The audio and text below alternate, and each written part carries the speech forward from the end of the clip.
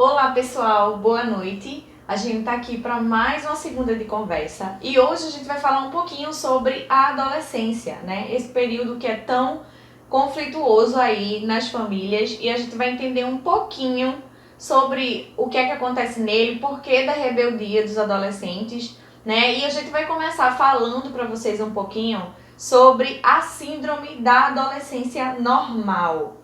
Essa síndrome é justamente o que acontece nesse período, tá? Síndrome é um conjunto de sintomas. Então, assim, é um conjunto de coisas, de situações que acontecem com os adolescentes, tá? O primeiro conflito de todos é que eles não são nem crianças, nem são adultos. Então, isso, imagine como é conflituoso na cabeça deles, né? Eu separei aqui algumas características desse período e a gente vai aí acompanhando juntos, tá? Eu vou explicando para vocês um pouquinho sobre cada uma delas. Primeira coisa, a busca da identidade, né? Nesse momento, o adolescente está bem preocupado assim com o que é que ele vai ser no futuro. Ele fica buscando qual a profissão que ele vai seguir, né? E nesse momento, em específico, os pais costumam dar aquela, vamos dizer assim, opinião, né? Eles costumam dar aquela incentivada, um estímulo sobre determinada profissão que eles acham que é importante que o adolescente siga.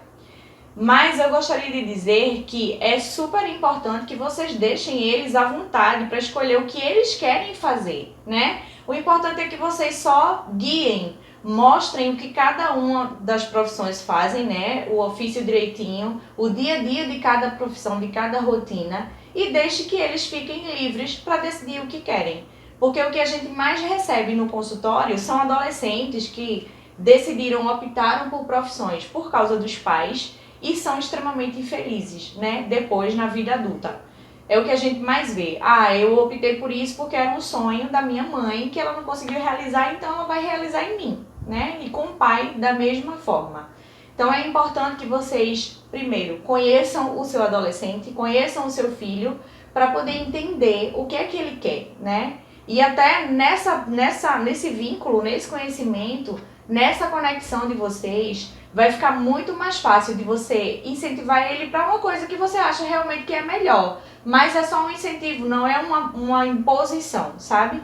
Então, nessa busca de autorrealização, né, de identidade, vocês podem ajudar como pais os adolescentes fazendo isso, mostrando para eles a realidade de cada coisa e dando liberdade para que eles escolham, né, por opção própria, o que é que eles querem. A segunda coisa, tendência grupal. Essa é outra questão que meio que atemoriza um pouco os pais, né? Porque os pais ficam preocupados porque os adolescentes estão muito em grupos, eles costumam andar, tem gente que diz que anda em bando, né?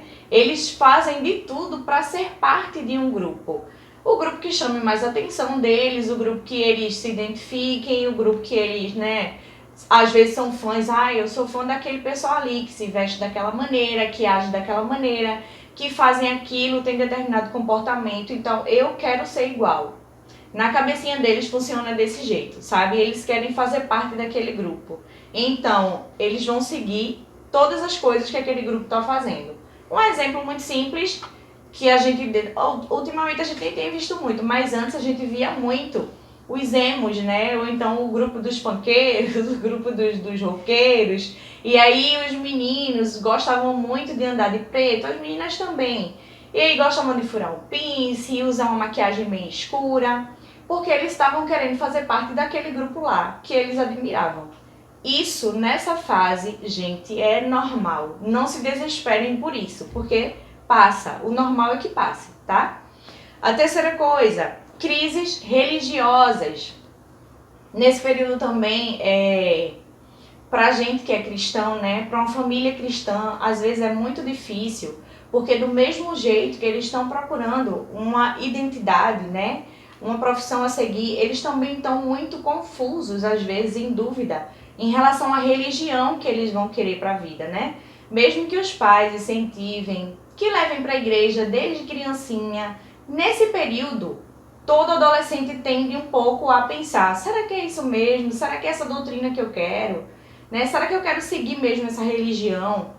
quando essas dúvidas pairarem na cabeça deles, você tem que ser um agente que ajude, né? E não que deixe uma situação muito pior do que já é. Porque quando começa conflito por causa de religião dentro de casa, os problemas são muito maiores.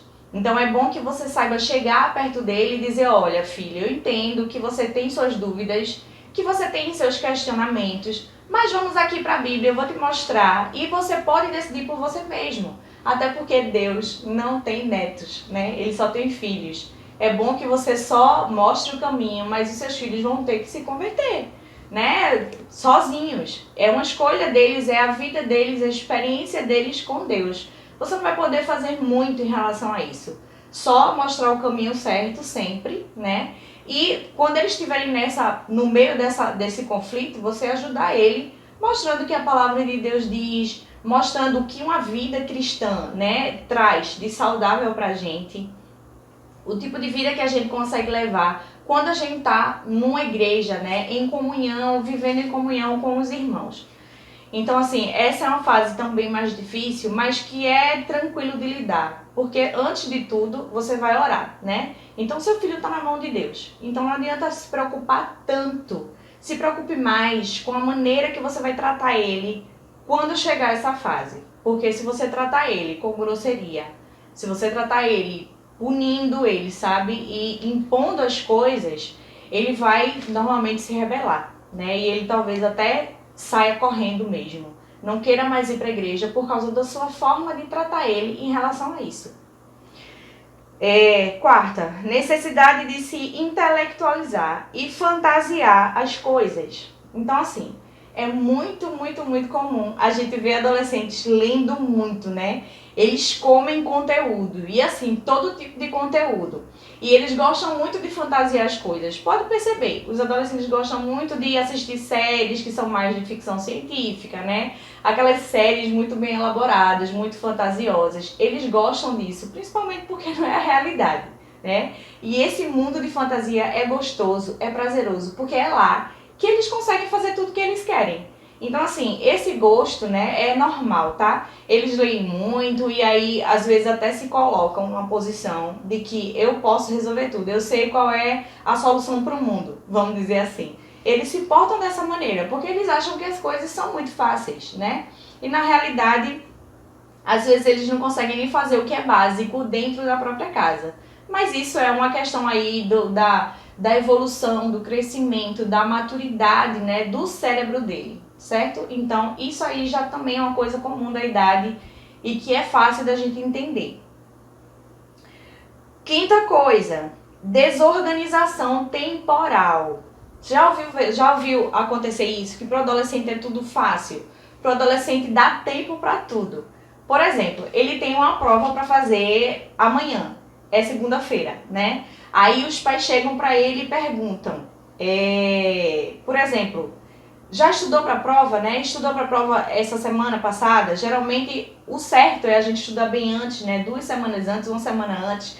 Mas para eles não, para eles já tem para tudo. Aí em pleno domingo à noite, os pais chegam lá e perguntam, e aí, o assunto da prova tá tudo legal? Já tá bom o conteúdo, tudo certinho? Ah, pai, não, amanhã eu estudo antes de ir pra aula, dá tempo. Eu estudo no trajeto, no caminho.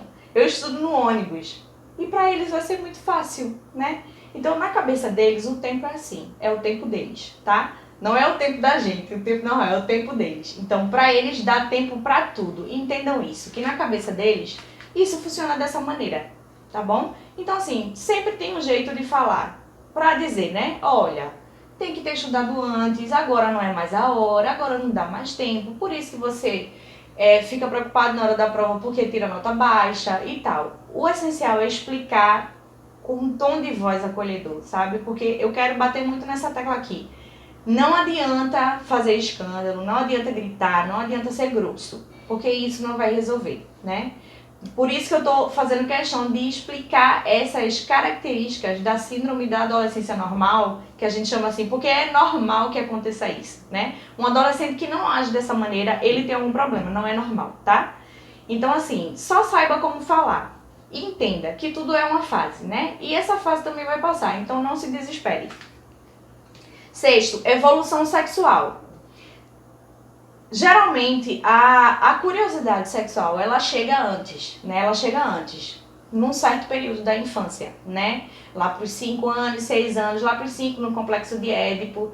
E aí, na adolescência, isso se fica mais forte, né? A curiosidade, a vontade de viver as experiências sexuais, elas se engrandecem muito na adolescência. É muito comum que a mãe ou o pai pegue o filho ou a filha se masturbando também, porque é nesse período também que os hormônios estão, né, todos ali, a flor da pele, eclodindo com tudo, e eles querem descarregar isso de uma maneira. Então já sabem que aquela sensação lá, vamos dizer, do orgasmo é gostosa, então ele vai fazer de tudo para repetir isso.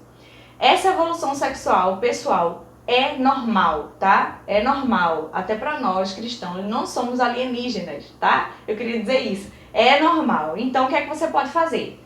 Você pode novamente sentar com seu filho e conversar com ele e dizer para ele, explicar para ele o porquê de fazer, o porquê de não fazer certas coisas. Se você tiver uma dificuldade em relação a isso, né? Se você não tem muito jeito de chegar e conversar com seu filho em relação a isso, você pode eu posso sugerir para você um acompanhamento profissional. Você pode pedir ajuda a um psicólogo, você pode pedir ajuda ao pastor da sua igreja, né, para ficar mais fácil para ajudar o seu filho nessa fase. Mas quando você pegar ele fazendo isso, por favor, não faça escândalo, tá? Assim, não grite, mas por que tá fazendo isso? Mas que coisa feia! E isso causa outros traumas, isso causa outros problemas na vida adulta dele. É muito importante que quando você se deparar com essa situação, você saiba o que falar e como falar, tá? Isso vai influenciar na vida dele adulta, pode ter certeza. Sétimo, atitude social reivindicatória, né? Contexto, atualidade, os protestos sociais, eles estão sempre incluídos lá. Sabe que adolescente o pessoal fala, né? Ah, é tudo rebelde. Só são pelas causas rebeldes, eles gostam de estar em protestos, gostam de pintar o rosto, gostam de se vestir, rasgam a camisa e tal, e querem estar lá na frente da TV mesmo, né, lutando por aquele ideal que ele acredita ser dele naquele momento, mas que na verdade aquilo ali ainda vai mudar e mudar e mudar tanto. Quando a gente é adolescente, a gente gosta de certas coisas e quando a gente vai crescendo, isso muda muito. Até nos detalhes da nossa vida, por exemplo, a gente gosta muito de usar dourado. Quando a gente é adulto, a gente gosta de usar prateado. Isso é uma besteira, mas é isso que acontece. Os gostos da gente mudam muito. As ideias também, as ideologias também. Então, assim, eles são naturalmente, gostam de protestos, sabe? Eles gostam dessas causas, de reivindicar. Isso também é uma característica da síndrome da adolescência normal. Outra coisa, oitavo, separação progressiva dos pais. Essa aqui é uma questão mais triste, que eu sei que os pais sofrem mais, né? Chega ali por volta dos 16 anos, é mais comum que os pais vão lá, marcam um dia para visitar, né, os avós, aí marcam um dia para reunir a família. O adolescente nunca quer. Ele quer ficar lá com os amigos dele, com o grupinho dele, quer ficar lá no celular, né? Ou então, eu vou para casa da minha amiga, eu vou passar a tarde lá, enquanto vocês estão visitando vovó. Não gosta mais, sabe? Eles não têm mais aquele apreço, aquela sensibilidade para estar vendo a família. Isso é comum também dessa fase, tá? Não se desespere, porque geralmente na fase adulta isso volta ao normal. Quando eles são pequenininhos, eles gostam, né? Até choram para ir para casa dos avós. Na adolescência, eles não querem nada com a família. E na fase adulta, isso volta. Aí eles querem de novo, retomam de novo esse contato e gostam até, né? De quando a família se junta e tal, e vê os primos, os tios. É legal. Então isso é uma característica normal, tá? Por favor, não fique insistindo. O que eu sugiro pra vocês nesse tempo, porque deve ter pai e mãe aí falando assim, sim, Rebeca, mas aí, o que é que a gente faz? O menino não quer visitar a avó, a gente vai deixar assim? Vai deixar em casa, vai deixar ele visitar os amigos e a família nada? Eu sugiro que vocês novamente conversem e cheguem num acordo, sabe? Fala pra ele, olha, vamos lá visitar sua avó, que depois a gente passa aonde você quer, depois a gente vai no shopping, depois a gente vai na casa de fulaninho e deixa você lá, e aí você pode passar a noite com seu amigo, você pode dormir lá, eu converso com os pais dele e tal. Eu sugiro que se faça um acordo, né? Mas que não imponha nunca, não imponha, você vai de todo jeito. O que é que vai acontecer? Ele vai Vai chegar na casa dos avós, vai ficar sentadinho lá no sofá, grudado no celular e não vai participar de nada em família. É isso que vai acontecer. Então, não sugiro isso, tá? Sempre preze pela conversa e façam acordos. Outra coisa é oscilação de humor. Essa aqui é a parte mais, vamos dizer assim, mais complicada de lidar nessa síndrome da adolescência normal. Porque a maioria dos pais chegam no consultório dizendo assim: Rebeca, meu filho é bipolar. Gente, não é assim. Bipolaridade é uma coisa muito séria, né? Bipolaridade é uma pessoa que vai do 8 a 80 rápido e ele passa um período longo nisso aí. E é extremo, sabe? Não é uma coisa que a gente tá, ai, que saco, ó céus, ó vida, como eles falam, né? Os adolescentes. Não é assim. Bipolaridade é uma coisa muito séria. Eu posso até fazer um vídeo sobre isso depois. Então, assim, essa oscilação de humor é só isso. Oscilação de humor é normal nessa fase, tá? Um dia eles acordam com paciência, né? Até batem um papo no café da manhã com os pais, com a família. No outro dia eles não querem nada. No outro dia eles não estão com paciência pra nada nessa vida, né? Não querem falar com ninguém, acordam abusados. E aí você fica, mas meu Deus do céu, ontem esse menino tava bonzinho e hoje tá assim. É normal também, tá bom? E vai passar, né? Então assim, vamos passar para a próxima fase. O que é importante que se faça nessa fase tão complicada, né? Porque até agora eu só disse coisas muito incômodas, né? Para lidar. Mas o que é que vocês podem fazer? Primeira coisa, percebam, tenham sensibilidade para perceber se o seu filho ou sua filha é um sintoma de um ambiente familiar enfermo, tá? Vocês precisam olhar ao redor o que é que está acontecendo na família de vocês e perceber se o seu filho ou sua filha tá ali.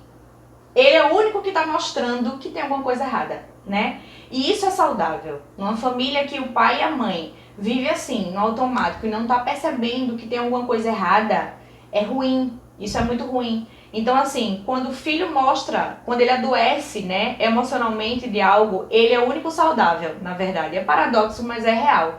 Ele é o único saudável porque ele está mostrando que tem alguma coisa errada ali na convivência de vocês e que precisa mudar, entende? Observe isso, se seu filho está bem, o que é que ele está apresentando, o porquê que ele está apresentando aquilo ali, o que é que está acontecendo na sua família de errado, de diferente, que o seu filho está reagindo daquela maneira. Outra coisa, não negligencie o seu filho, tá? Mas antes disso, de falar disso, eu quero falar de outra parte aqui, sobre o pai e a mãe, né? Isso é um assunto delicado, mas eu preciso falar, porque não é fácil, na verdade, né? Cada um sabe da sua convivência, dos seus problemas familiares, mas eu queria dizer uma coisa aqui importante, eu não vou me calar em relação a isso, e nem vou ter pudores para falar em relação a isso aqui, né? Principalmente para a comunidade cristã que nós somos. Eu queria dizer que pai e mãe não foram feitos para se separar. Pai e mãe não tem que separar, sabe? O seu filho é um elo de vocês dois e é um elo que é para sempre. É um fruto que é para sempre. Não tem como pegar o filho, jogar numa gaveta e fechar a gaveta e deixar para lá porque a sua relação não deu certo. Entende? Pai e mãe não é para se separar. Por quê?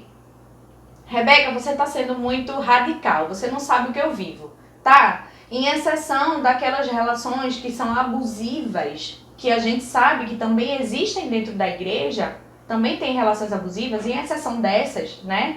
A gente sempre bate o pé que a família tem que ser investido tempo, investido atenção, investido forças, tudo que você pode fazer para manter a sua família de pé é importante que você faça. Por quê? Porque separação, quando acontece, né? A criança lá, seja lá em que fase for, vai reverberar para a fase dela adulta. Isso vai reverberar, vai aparecer algum sintoma, vai aparecer algum problema emocional em decorrente dessa separação dos pais, tá bom? Primeiro porque a maioria das pessoas na sociedade tem uma mania feia de dizer que só a mãe é importante. Ah, mas tá, o pai se separou, mas a mãe vai cuidar. Sim, lógico, o filho vai viver com a mãe. Tá, então é suficiente. Não, não é suficiente. O seu filho precisa de uma figura paterna com ele, sabe? Do mesmo jeito que às vezes a mãe vai embora, abandona, porque também tem mães que fazem isso, né? E o pai fica cuidando do filho sozinho. ele também precisa de uma figura materna, tá? Então, assim, não menosprezem isso. Pai e mãe são importantes, os dois. As duas figuras, sabe? As duas responsabilidades, os dois compromissos tem que ter na vida da criança. Então, assim, não fiquem levando separação como se fosse resolução para qualquer coisa. Porque, na verdade, ela só vai estar desencadeando mais um problema futuro, tá bom? Sim, aí voltando a falar agora aqui, né? Não negligencie seu filho. Não terceirize o seu equilíbrio emocional para o seu filho. A gente escuta muitas frases assim, né? Você não deveria agir assim, porque eu tô muito estressado com o meu trabalho, né? Você não deveria falar assim comigo, porque eu já não aguento mais, eu tô sem paciência, porque tá acontecendo um monte de coisa, mamãe tá doente, papai aconteceu não sei o quê. E aí você transfere os seus problemas emocionais e de família pro seu filho, que não tem nada a ver com isso, entende? E aí o seu filho fica levando aquela carga, aquele peso, aquela tensão nos ombros dos problemas familiares, que ele não tem nada a ver, que ele não tem nem idade ele não tem, na verdade, nem a questão simbólica, sabe, mesmo, para resolver esses conflitos familiares. Então, assim, vamos tentar parar de fazer isso, parar de falar isso, sabe? Quando você tiver com seu problema, você sabe que o seu filho não tem maturidade suficiente para resolver. Então me diga, o que é que vai adiantar você chegar para ele e dizer assim, menino, não traz isso para mim não, que eu já estou estressada demais com as coisas do trabalho. Ele vai poder resolver alguma coisa do seu trabalho? Não. Por certo, nesse momento você também não vai poder resolver, porque você está tão estressada, então significa que é uma coisa que está fora do seu controle. Se está fora do seu controle, não está no controle muito menos do seu filho.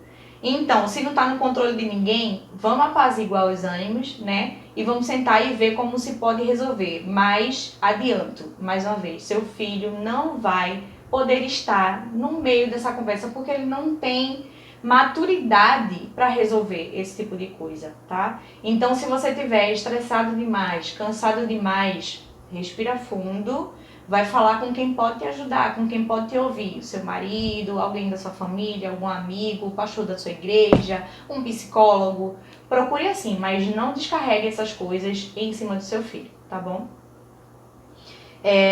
Sensação de pertencimento, né? A gente vai falar sobre essa questão do pertencimento, que é uma coisa séria, né? Bonita e importante que se faça, né? Que se dê, na verdade, se forneça ao filho, que é a sensação dele saber que pertence àquela família, né? Aquele grupo familiar. Ele vai saber que é importante ali, né? Como é que a gente faz, Rebeca? Como é essa sensação de pertencimento? Na verdade, eu quero fazer uma pergunta simples. O seu filho sabe alguma história aí dos avós dele? Ele sabe a história da sua infância? Ele sabe como era que você era? O que era que você fazia antigamente? Ele tem conhecimento de alguma coisa? Sabe? Isso é importante. Tem muita gente que deixa isso pra lá. Não, eu nunca cometi essas coisas, nem me lembro como era. Gente, tem que ser feito isso. Coloque o seu filho sentado numa reunião familiar e explique pra ele, conte pra ele, sabe? Como você contava historinhas quando ele era criança.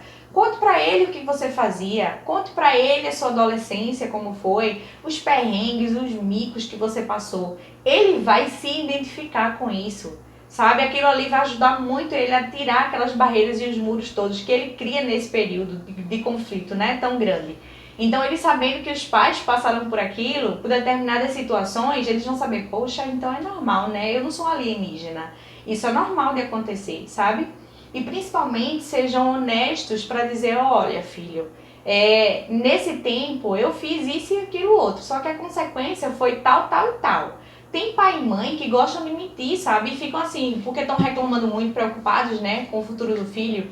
E simplesmente diz assim, menino, na tua idade eu não fazia isso?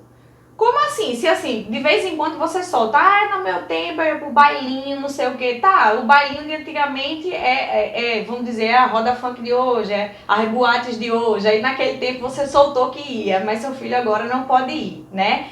Porque você não fazia aquilo naquele tempo. Ele vai ver que você tá mentindo, que numa hora você disse uma coisa, outra hora você diz outra. Qual é a diferença?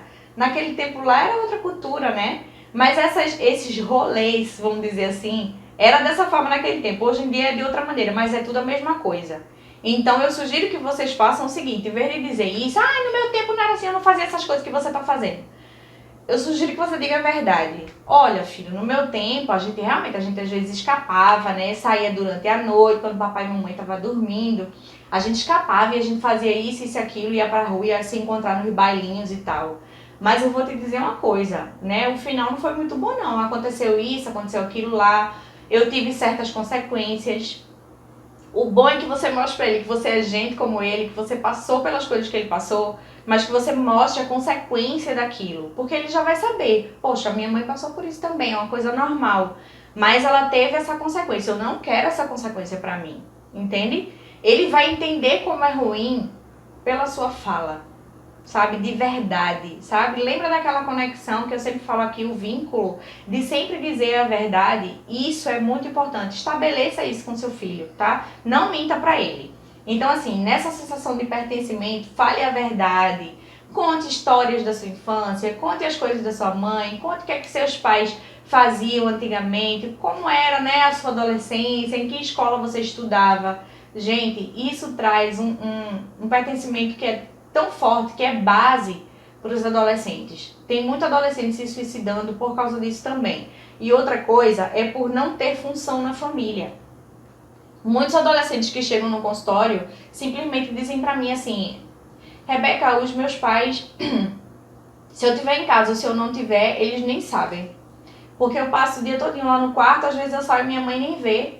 E às vezes quando eu volto tarde, ela liga pra mim pra saber onde eu tô. E aí eu digo onde eu tava, tal, ela tá, beleza, vai chegar em casa que horas? Tal hora, então tá. E aquilo ali passa, sabe? Então o adolescente vai crescendo com aquela sensação de que eu não tenho função, sabe? E aí, quando a gente não tem função na vida, a gente fica procurando um motivo para existir, sabe? Um motivo para viver nesse mundo, né? O que é que o adolescente faz? Ele tem que estudar e ele tem que conviver em família, né? Porque nesse período ele ainda não trabalha, que é o certo, não trabalhar. Então, assim, se ele não tem função em casa, e o que é função, né, Rebeca, que tu estás falando tanto? Função é mínimo, gente, é detalhe. Função é você dar uma coisa pro seu filho fazer, sabe? Um adolescente que não sabe arrumar uma cama, que passa o dia todo na internet com a cama lá toda desforrada, o lençol bagunçado, sabe? Os pratos na pia. E aí vai passando, porque essa cultura já foi inserida nele. E o pai e a mãe nem ligam mais, que dizem, Rebeca, eu mando ele fazer, ele nem quer fazer mais, e aí para evitar briga eu deixo pra lá. Porque isso não foi constituído antes, sabe? Tudo é condicionamento. Dê uma função pro seu filho, sabe? Olha, fulaninho, amanheceu o dia, quando sair da cama, forra logo a cama, né? Depois que almoçar, lava o seu pratinho, entende? Essas coisas mínimas, sabe? Me diga pra onde você vai, com quem é que você vai, vai passar quanto tempo lá, entende? Isso faz com que ele se sinta acolhido, protegido, amado, sabe? Ele sabe que se ele sumir meia horinha a mais do combinado de sempre, vocês vão atrás, vocês vão procurar saber. Entende? Porque ele é importante naquela família, ele tem uma função ali. Então, assim, dê função para os seus filhos. A gente pensa que isso não é nada demais, mas isso acarreta muitas coisas boas ou ruins se vocês deixarem de fazer, né?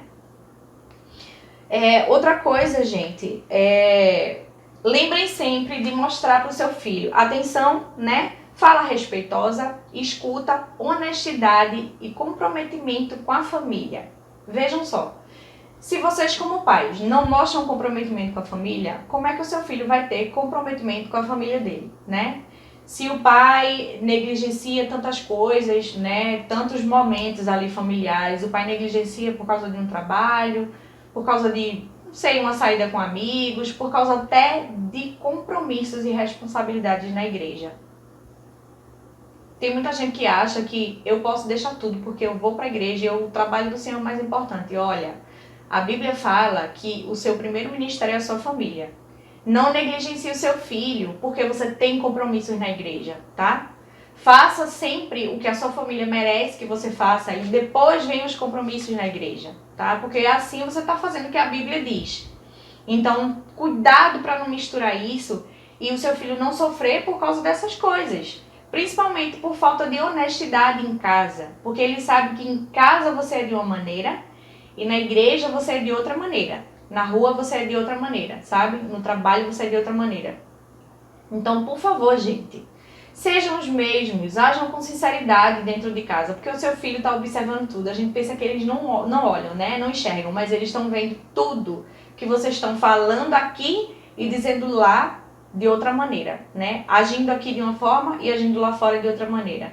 Então não adoeça o seu filho, tá? Isso é uma das coisas que mais a gente vê no consultório, é eles falando e dizendo: Rebeca, meu pai é um hipócrita, sabe? A minha mãe é muito mentirosa e ela é falsa, sabe? Em casa ela mete o pau nas pessoas, ou então mente que só, chega na rua, dá uma de santa. Isso me dá um estresse. Gente, eu já ouvi isso. Eu já ouvi isso em adolescente no consultório. Não é uma coisa normal, não. Isso é o que a gente mais ouve. Então tenham cuidado com essas coisas. Sejam sinceros e verdadeiros, tá? Por fim aqui, vamos dizer aqui o seguinte. Outra coisa que eu coloquei muito importante. Parem de culpar agentes externos, né? A gente teve um período aí que foi Baleia Azul. Depois a gente teve outro período que foi a Momo, né? Que era mais os vídeos para criança, que era aquela bonequinha bem feia e tal. Que era até diabólica, né? Então, assim, a gente vê que em cada período que passa, o adolescente é incitado a fazer alguma coisa ruim para ele, de formas diferentes, né? Então, assim, a gente tem uma mania, a gente que trata também, às vezes faz isso, e o pai, a mãe, a família, tem uma mania de dizer: ai, porque essa história agora, essa onda, minha filha, que tá acontecendo, né? Vamos falar da baleia azul. A baleia azul quer levar meu filho, quer levar meu neto. Não é a baleia azul, né? Será que o seu filho não estava já frágil antes da baleia azul aparecer? Será que ele tinha base familiar, né? Será que ele tem sensação de pertencimento? Ele sabe que ele tem uma função aqui na terra, na família dele? E aí, quando a baleia azul veio, ele estava firme para ver que aquilo não deve entrar nisso aí não. Isso aí é uma roubada, né? Isso é uma cilada. Não deve entrar nisso. Ou ele estava muito fragilizado, ele estava sem saber quem ele era, de onde ele veio, ele não serve para nada, ninguém precisa dele, ele pode ficar ali, ele só serve para ouvir as reclamações dos pais, né? E ouvir os pais desabarem, descarregarem os seus próprios problemas emocionais nele. Geralmente, quando o adolescente sofre com essas coisas, pode ter certeza, eles têm algum problema e alguma fragilidade que já veio de casa, certo?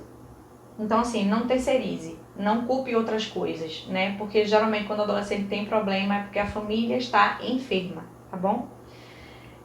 Procure fazer algo para o seu filho, né? Aqui eu cito também uma parte mais artesanal. Procure fazer algo, colocar ele para fazer algo construtivo. É importante que ele sinta que ele pode construir alguma coisa legal. Pode ser um artesanato, não sei, pode ser uma aula de natação, pode ser judô, o que interessar a ele. É bom que você descubra aí e coloque ele para fazer essa atividade. Porque, assim, tem adolescentes que vivem em casa só ouvindo: ah, esse menino só me dá perreio, esse menino não vale nada, né? Todo o estresse dessa casa é por causa de fulaninho. E aí ele fica com aquela sensação que só destrói, só destrói, só destrói. O importante é que ele faça algo que ele entenda e sinta que ele pode construir alguma coisa. Construir algo importante para ele, construir algo bonito para ele, para a família dele, sabe?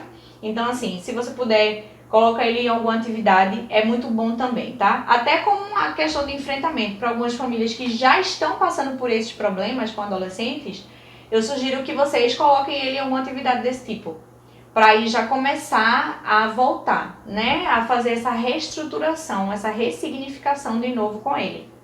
Esse conteúdo que eu falei aqui para vocês sobre síndrome da adolescência normal é do livro de Arminda Berasturi, né, que é muito bom. É um livro que é mais de base psicanalítica, né, mas se vocês derem uma lida mais atenciosa, mais atenta, é fácil de vocês entenderem algumas coisas, né. Então, eu gostaria de retomar aqui que as características que eu falei no começo são normais, tá, dessa fase, para vocês não se assustarem, né. E eu quero retomar aqui a importância de você cuidar do seu filho, desde criança, tá? Desde criancinha, por favor, deem atenção, falem com a fala acolhedora, estabeleçam um diálogo em casa, né? Façam o seu filho perceber que ele é importante naquela família, que ele tem uma função naquela família, né? E que ele pertence a um grupo que sempre foi assim e tal, nossa família fazia isso desde sempre. Isso é importante para ele, gente. Por favor, coloquem, estabeleçam essas coisas dentro da casa de vocês, porque aí, nessa fase da adolescência toda, vai ser muito mais fácil. O seu filho adolescente vai ser um filho que vai ter base, né? Vai ter mais firmeza nas coisas, vai saber de onde veio, vai saber para onde quer ir, sabe que os pais estão ali para apoiar ele e sabe que os pais falam a verdade, né? Ninguém vive cheio de pudores. Ai, sobre esse assunto eu não vou falar, deixa o fulaninho aí. Se você não falar, ele vai falar com os amigos que também não sabem de nada, igual a eles, que também são imaturos iguais a eles. Então, falem, né? Mostrem a experiência que vocês têm. E digam para eles, que digam e façam com que ele sinta que ele tem total abertura para falar com vocês sobre tudo, sobre sexo, sobre drogas, sobre sei lá, uma decepção no relacionamento na escola, sobre bullying, sobre qualquer coisa que aconteça na vida deles, tá? Criem uma atmosfera de confiança em casa, porque eles não vão passar nada que vocês não saibam, tá? E eles também não vão ter nenhum desejo, assim, sonho, pode ser o mais mirabolante, que eles não vão querer partilhar com vocês, eles vão querer dividir, porque eles sabem que podem confiar em vocês, que vocês não vão responder de primeira mão num grito, num espanto, né, se chocando com tudo, mas que primeiro vocês vão ouvir de verdade, respirar e responder com calma, com carinho e dizer o porquê vai ser bom, porquê vai ser ruim, tá? E que eles podem contar com vocês. É isso, gente. Esse é um assunto muito complexo, né? Como todos os outros da área da mente humana, é muito complexo, mas a gente tenta aqui falar um pouquinho para ver se dá uma luz aí, esclarece algumas coisas para vocês. Mais uma vez, eu me disponibilizo se algum irmão tiver ainda com alguma dúvida sobre esse assunto da adolescência, né? E vocês podem falar comigo, tá? Próxima semana a gente vai conversar sobre outro assunto e eu desejo as bênçãos de Deus, eu desejo muita sabedoria de Deus na vida de vocês, para a família de vocês e que vocês consigam estabelecer essa relação de confiança e de carinho com seus filhos, tá? Para evitar maiores problemas mais tarde. Um beijo e boa semana!